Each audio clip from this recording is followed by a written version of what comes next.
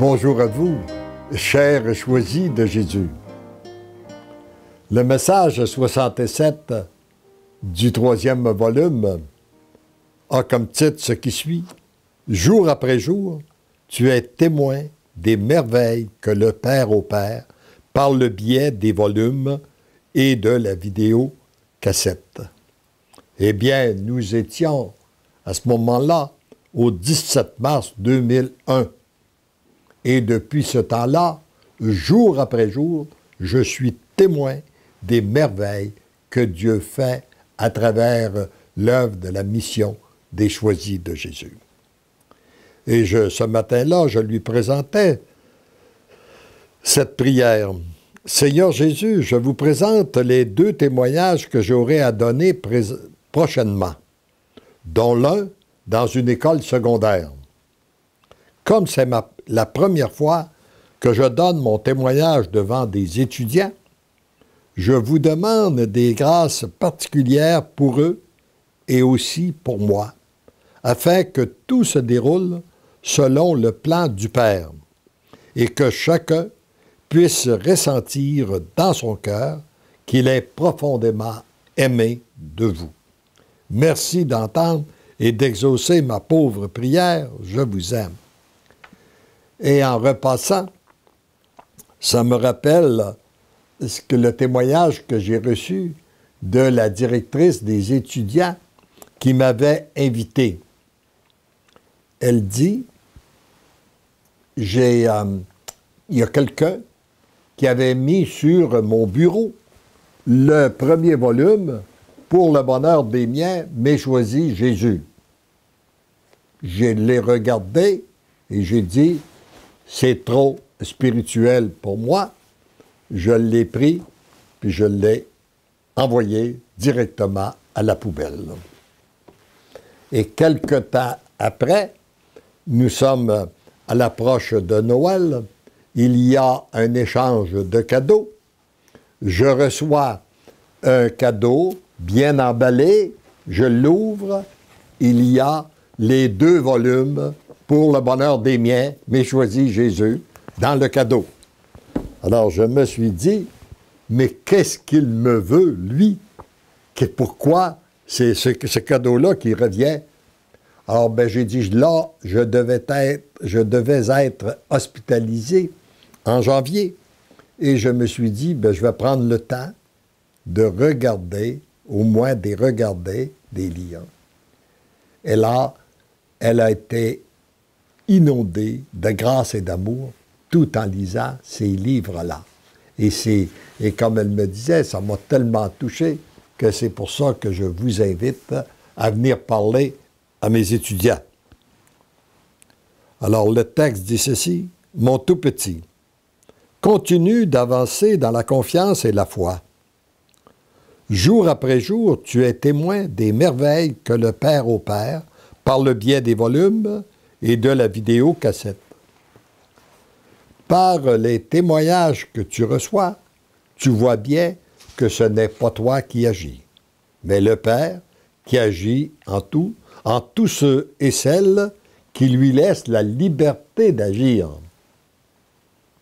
Et c'est toujours de la même façon, c'est définitivement pas moi qui agis, mais c'est le Père qui agit, mais retenez bien, il agit en tous ceux et celles qui lui laissent la liberté d'agir. Dieu ne nous viole jamais, il ne s'impose pas. Il faut lui donner notre oui, un oui total, inconditionnel et irrévocable pour qu'il ait cette liberté d'agir. Sachant que c'est le Père qui agit à travers toi, tu n'as pas à te préoccuper de ce qui va se passer. Regardons comme c'est simple. Hein?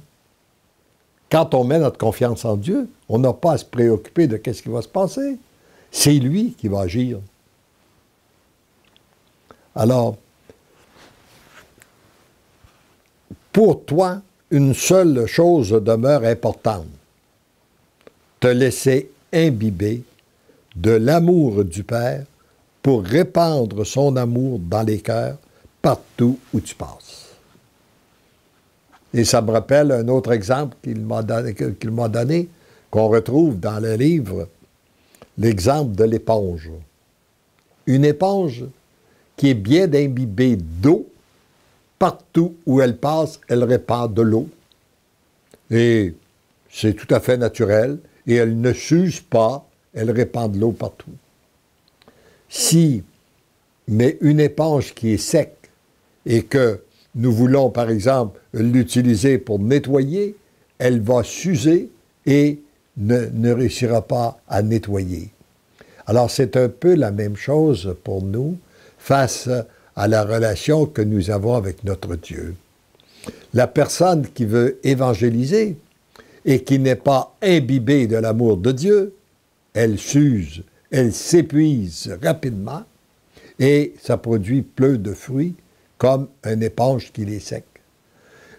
Tandis que la personne qui est imbibée de l'amour de Dieu, partout où elle passe, elle répand beaucoup d'amour et elle ne s'épuise pas.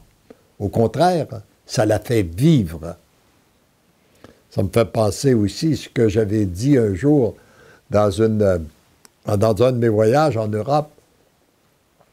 Il y avait un prêtre et je lui ai dit, j'ai dit, nous avons l'avantage d'avoir un prêtre avec nous. Nous allons l'user.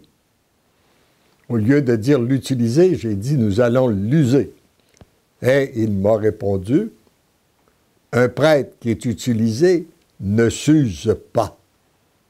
Un prêtre ne s'use que lorsqu'il n'est pas utilisé. Alors, je reviens au texte. Encore une fois, c'est son amour qui passera à travers toi et tu seras témoin de son agir. Accueillir son amour en toi est ce qui est essentiel pour toi.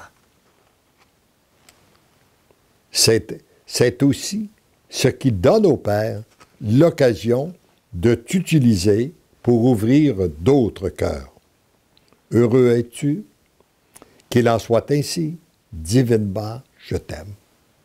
Et ce qu'il a dit qu'il était essentiel pour moi est aussi essentiel pour chacun de vous qui m'écoutez en ce moment. C'est donc accueillir l'amour qui vient de notre Dieu, parce que nous ne pouvons pas la donner si nous ne l'avons pas. Demandons cette grâce pour vivre réellement selon le plan d'amour de Dieu, notre Père. C'est là l'essentiel de notre vie.